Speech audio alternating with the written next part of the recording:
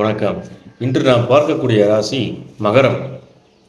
மற்றவர்களுடைய பலகீனத்தை தமக்கு சாதகமாக பயன்படுத்தி கொள்வதில் மிகவும் சாமர்த்தியம் உடையவர். பிடிவாத பிடியை விடாதவர்.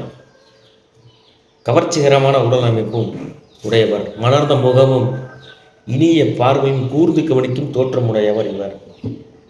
சங்கீதம், நடனம், நடிப்புத்துறை ஏதாவது ஒரு கலையை பயின்று நல்ல தேர்ச்சி பெற்றிருக்க வேண்டுமென்ற ஒரு அமைப்புடையவர். நவீன நடை, உடை, பாவனை உடையவர். சமூக சேவையில் அதிக ஆர்வம் காட்டுபவர். தாம் விரும்பியதை அடைந்தே தீர வேண்டும் என்ற ஒரு எண்ணம் இவங்ககிட்ட அதிகமாகவே காணப்படும். அன்னையின் அன்பும் ஆதரவும் நன்கு அமையும். சுயநம்பிக்கை உடையவர் இவர். விஞ்ஞான ஆராய்ச்சி இவர்களிடத்தில் அதிகமாக காணப்படும். மேலும் தற்பொழுது நடக்கின்ற இந்த கோச்சார பலன் மகர ராசி என்பவர்களுக்கு சற்று சாதகமாக இல்லைன்னு சொல்லலாம். ஏன்னா உங்களுக்கு ஆல்ரெடி 7.5 சனி பிடிச்சி இப்போது உங்களுக்கு ராசிக்கு 2ஆம் இடத்துல சனி பகவான் இருந்து குடும்ப சனி நடந்து கொண்டிருக்கின்றன.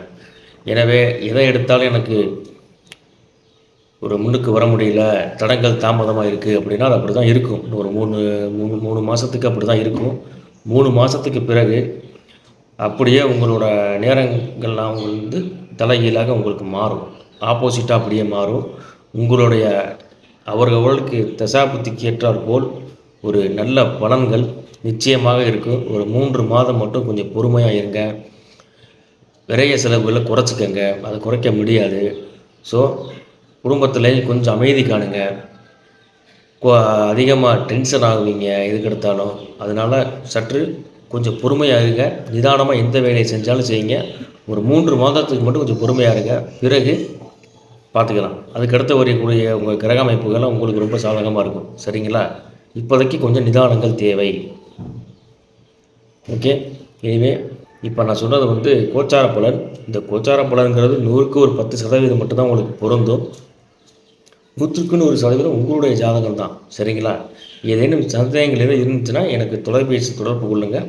நன்றி, வணக்கம்.